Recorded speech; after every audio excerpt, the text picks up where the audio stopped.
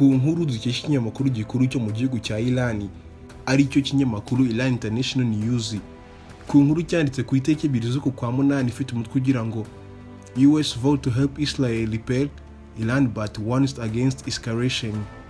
Tugenekereje mu kinyarwanda bikaba bivugwa yuko igihugu cya Amerika cyemeye gufasha igihugu cya Israel mu kwirinda igihugu cya Iran. Gusa Israel mu gihe yabigabanyije ibitero byose bya hato na hato irimo iragaba ku gihugu cya Iran. Ibi byose bikaba byarabaye bw'igihugu cya Israel cyagabaga ibitero byinshi bigiye bitandukanye mu gihugu cya Iran. Muri ibyo bitero byabaye bucice byakozwe na Mossad bikaza guhitana abakomando babiri b'imitwe y'iterabwoba yose ifashwa n'igihugu cya Iran mu kubuza amahoro igihugu cya Israel. Aba bayobozi babiri baguye muri bino bitero byagabwe na Mossad mu gihugu cya Iran ndetse muri Beirut. Uwa mbere akaba ari Fuad Shukr, akaba ari umuyobozi w'umutwe wa Hezbollah wishwe ku itariki 30 z'uku kwezi ubwo Israel yagabaga igitero cyayo muri Beirut mu gihugu cya Lebanon. Iki gitero cyagabwe na Mossad muri uno mujyi ku ino tariki akaba aricyo cyapfiriyemo n'umuyobozi wa Hezbollah. Ibi ngibi akaba byari igihombo kinini cyane ku gihugu cya Iran kiyemeje kuzabuza amahoro uko byagenda kose leta ya Israel. Iki gitero kikimara kuba, Fuad Shukr umuyobozi wa Hezbollah kimara gupfa, byagaragariye isi yose yuko igihugu cya Israel cyari kimaze gutsinda igitego cy'umutwe cya mbere igihugu cya Iran. Gusha kuri Mossad kwica Fuad Shukr umuyobozi wa Hezbollah ntago byari bihagije gusa, kubera ko umunsi ukurikiye itariki 31 z'ukwezi kwa karindwi akaba ari bwo leta ya Israel yaje kugaba igitero mu mujyi wa Tehran mu gihugu cya Iran. Iki gitero kikaba cyarahitanye chief commander w'umutwe wa Hamas. Uyu chief commander akaba ari Ismail Haniyeh. Uyu nguyu nawe akaba yarishwe mu gitero cya kabiri cyari kibaye ku itariki 31 z'ukwa karindwi. Mu bitero bibiri byari bitwaye abayobozi bakuru rwose bifashishwaga n'igihugu cya Iran mu guteza akaduruvayi ndetse n'imvururu mu gihugu cya Israel. Ibi ngibi byari igihombo gikomeye cyane ku gihugu cya Iran ndetse na leta yayo, bitewe n'uko abayobozi bakomeye kandi imitwe ikomeye cyane yifashishwaga n'igihugu cya Iran mu guteza akaduruvayi ndetse n'imvururu mu gihugu cya Israel bose bari bamaze kwitaba Imana kandi ku minsi ibiri yikurikiranyije. Itariki 30 z'ukwa karindwi Fuad Shukr umuyobozi wa Hezbollah yari amaze kwicwa. Mu gitondo cy'umunsi ukurikiye nacyo ku itariki 31 z'ukwa karindwi umuyobozi Ismail Haniyeh chief commander w'umutwe wa Hamas nawe yari amaze kwicwa. Gusa ibi nubwo byari igihombo gikomeye ku gihugu cya Iran, ibi byari ibyishimo bikomeye cyane kuri leta ya Israel, bitewe n'uko igihugu cya Israel cyari kirimo kiragenda intambwe ebyiri ku mikorere y'igihugu cya Iran. Ibi bikimara kuba bano bayobozi bakimara gupfa, umuyobozi w'ikirenga wa Iran ushingiye ku mpinduramatwara y'Isilamu Ayatollah Khamenei yahise ategura inama y'igitaraganya y'abaminisitiri ndetse n'abandi bayobozi bose bakomeye bo mu gihugu cya Iran. Yagomba kuganira ku kigo cy'ubutasi cya Mossad cya Israel ndetse na leta ya Israel ku bintu yari imaze kubakorera, imaze kubahekura abayobozi ba mbere babiri bakoraga buri cyose bategekwaga n'igihugu cya Iran mu kubuza umutekano igihugu cya Israel. Kuri iyi nama yari iteguwe kandi iyobowe n'umuyobozi mukuru w'ikirenga w'igihugu cya Iran ushingiye ku mpinduramatwara y'Isilamu Ayatollah Khamenei. Yari igamije kuganira ku byo bakorewe ndetse nabo ubwabo bagashaka ikindi kintu bakorera leta ya Israel, uburyo bw'inyishyu cyangwa se bwo kwihorera. Mu isura itarangwa n'akamwenyu habe na gato ndetse n'uburakari bwinshi, Ayatollah Khamenei akimara kugera imbere y'imbaga nyamwinshi y'abayobozi ndetse n'abaminisitiri b'igihugu cya Iran, mu ijambo ryuzuye intimba ndetse n'akababaro yamashije kubwira bano baminisitiri ndetse n'abayobozi b'igihugu cya Iran yuko Israel imaze kubatwara abantu babo benshi umusubirizo, kandi umunsi ku munsi bakicwa nk'inkoko z'imirangi zigiye kujyanwa mu mahoteli kuribwa. Umuyobozi w'ikirenga Ayatollah Khamenei ntago yahwemwe kugaruka kuri Perezida Ibrahim Raisi wari inshuti we cyane y'akadasohoka wapfiriye mu mpanuka y'indege yabaye ku itariki 19 z'ukwa gatanu agatakaza ubuzima bwiwe muri ino mpanuka. Gusa kuri iyo mpanuka yatwaye Perezida mukuru Ibrahim Raisi w'igihugu cya Iran, leta y'umunsi ku munsi yakomeje gukeka yuko yaba yarishwe. Biriya bitari impanuka yonyine, kubera yuko mu ndege eshatu zose zari zimuherekeje, indege yarimo Ibrahim Raisi yonyine niyo yabasha gukora impanuka kandi ayipfiramo. Mu kudashidikanya kandi kweruye, leta ya Iran yakomeza gutunga urutoki ikigo cy'ubutasi cya Mossad cy'igihugu cya Israel yuko gikomeje kwica umusubirizo kandi kibatwarira abayobozi umunsi ku munsi. Umuyobozi mukuru w'ikirengo w'igihugu cya Iran ushingiye ku impinduramatwara y'Isilamu Ayatollah Khamenei mu gusoza ijambo ryiwe hano yari amaze kugirana n'abaminisitiri ndetse n'abandi bayobozi bose ba Iran, yatangaje ko bakwiye guha isomo igihugu cya Israel ku buryo kitazongera no kubura umutwe kimenyera leta ya Iran, bitewe n'uko bavugaga yuko bagiye kuyiha isomo kitazongera gutekereza no kumenyera igihugu cya Iran habe na gatoya. mu masura yuzuye akababaro ndetse n'agahinda k'abambari ba Ayatollah Khamenei bari bari mu nama, nabo bazamuye ikiganza bemeranywa nawe yuko bagomba guha isomo igihugu cya Israel ikizongere kuzura agatwe kimenyera igihugu cyabo cya Iran.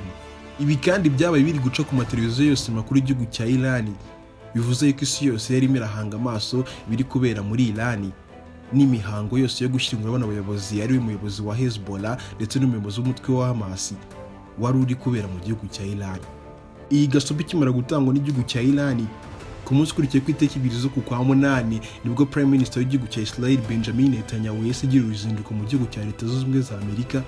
Benjamin Netanyahu akaba yari agiye guhura na perezida mukuru w'igihugu cya Leta Zunze Ubumwe za Amerika ariwe Joe Biden mu buryo bwo kugira ngo bamusabe ubufasha bwose bwakifashishwa mu ntambara mu kurwanya umwanzi wabo ari we Iran. Yari imaze kubaha agasopo yuko isaha n'isaha yazakoma rutenderi ishaka kwataka igihugu cya Israel. Uyu muhuro ukaba warabereye mu mujyi wa Washington DC muri Leta Zunze Ubumwe za Amerika, ubwo Prime Minister Benjamin Netanyahu w'igihugu cya Israel yahuraga na Joe Biden bari kuganira ku bufasha bwose bwahabwa igihugu cya Israel buturutse mu gihugu cya Leta Zunze Ubumwe za Amerika mu kugira ngo bubafashe mu kurwanya umwanzi wabo uzabataka isaha n'isaha ari we Iran. Mu byemezo byavuye muri ino nama, Perezida mukuru Joe Biden w'igihugu cya Leta Zunze Ubumwe za Amerika yemeje abinyujije mu biro bikuru bya Pentagon. Pentagon akaba ari byo biro bikuru byo muri Amerika bikoramo inzego zose za gisirikare. Mu biganiro byahuje Benjamin Netanyahu ndetse na Joe Biden, mu byavuyemo Joe Biden yemeje yuko bagomba gufasha bwose igihugu cya Israel gusa kuri kondisiyo imwe. Iyi kondisiyo ngenderwaho nta yindi ni uko igihugu cya Amerika cyasabye igihugu cya Israel yuko buri kantu kose bazajya bakora umunsi ku munsi bagomba kujya bakamenyesha Leta Zunze Ubumwe za Amerika, bitewe n'uko mu bitero bibiri byari byahitanye abayobozi bakuru ari we muyobozi wa Hezbollah ndetse na Hamas byari byabereye muri Tehran. Ibi bitero bibiri bikaba byari byakozwe n'ikigo cy'ubutasi cya Mossad cy'igihugu cya Israel, byose byari byakozwe mu ibanga igihugu cya Amerika kitabimenyeshejwe. Kuri kondisiyo imwe Joe Biden yahaye Benjamin Netanyahu, yamubwiye yuko ubufasha bwose bw'intambara bagomba kubaha, gusa nabo buri ntambwe yose bazajya batera mu ntambara yo kwataka igihugu cya Iran cyangwa se nayibatatse bakayimenyesha igihugu cyabo cyangwa se umubyeyi wabo ari we Leta Zunze Ubumwe za Amerika. Ibi biganiro bikimara kuba hagati y'abano bayobozi, ku munsi ukurikiye ku itariki 3 z'ukwa munani akaba ari ubwato bwa rutura bwikoreye izindi ndege z'intambara ndetse n'ibindi bisasu n'ibikoresho byose byakifashishwa mu ntambara. Ubu bwato akaba ari ubwato buri mu bwoko bwa yachi kariya bwari bwagutse mu gihugu cyo muri Amerika bwerekeza mu burasirazuba bwo hagati. Nta kindi kintu bwari buhagurukiye ko ari ukujyana ibisasu ndetse n'ibikoresho byose bizafasha igihugu cya Israel mu ntambara. Ubu bwato bunini buri mu bwoko bwa yachi kariya buzwi ku mazina ya US Theodore Roosevelt CVN-72, akaba ari ubwato bwari bwinjiye mu nyanja itukura bugana mu burasirazuba bwo hagati mu gufasha Leta ya Israel mu bitero byose bizagabwa na Iran bitewe na gasopo Iran yari yahaye kino gihugu cya Israel. Si ibyo gusa, ku bufasha bwose Leta Zunze Ubumwe za Amerika zahaye kino gihugu cya Israel hari harimo n'ubwoko bwa misile bwa ballistic missiles bwahawe kino gihugu cya Israel, nabwo bwajyanye na buno bwato bwa US Theodore Roosevelt mu gihugu cya Israel. Kuva kera cyane igihugu cya Israel ntabwo cyabonye gutunga urutoki igihugu cya Iran.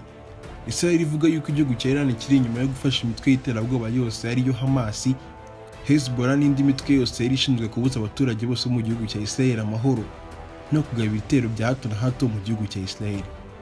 Gusa ibi byose uko byabaga Israel itunga urutoki kino gihugu cya Iran, Iran nayo ntabwo yigeze ijya ku karubanda ngo yemere yuko ifashe imitwe y'iterabwoba mu kubuza amahoro kino gihugu cya Israel. Gusa byari bizwi n'abatuye isi bose nuko umuntu wese wari kubaza igihugu cya Israel nta kabuza igihugu cya Iran cyari kumufasha kivuye inyuma, bitewe n'uko igihugu cya Israel ndetse na Iran ari abanzi bakadasohoka kuva kera hose. Mu ntambara y'Abanyapalestina ndetse n'Abanya-Israel yaberaga mu gace ka Gaza, umutwe nka Hamas ntago wemwe gukomeza kurwanya igihugu cya Israel umunsi ku munsi, tutibagiwe n'umutwe wa Hezbollah ukoraga mu gihugu cya Libani, nawe ni warekeye guha ubufasha bwinshi Hamas mu kurwanya umwanzi bari bahuriyeho ari we Israel. Ese dukurikije n'agasopo yatanzwe n'igihugu cya Iran ku gihugu cya Israel, reka turebe aho bigana nimba kino gihugu cya Iran kizabasha kwataka igihugu cya Israel ku mihigo Iran yahize yuko igomba kwiyaniza igihugu cya Israel. Reka tubitege amaso turebe nimba bizagerwaho na kino gihugu cya Iran. Wewe wari ukurikiye ikiganiro cy'umunsi guca ku muyoboro wa YouTube wa Ozone TV, mbashije kugushimira cyane. Ubaye uri mushyashya wakanda subscribe kandi ubaye bakunze kino kiganiro wakanda like ndetse na share kugira ngo n'abandi bose bashe kubona kino kiganiro nawe bakunze. Mbashije kugushimira ibiganiro byacu nakagaruka kuri Ozone TV.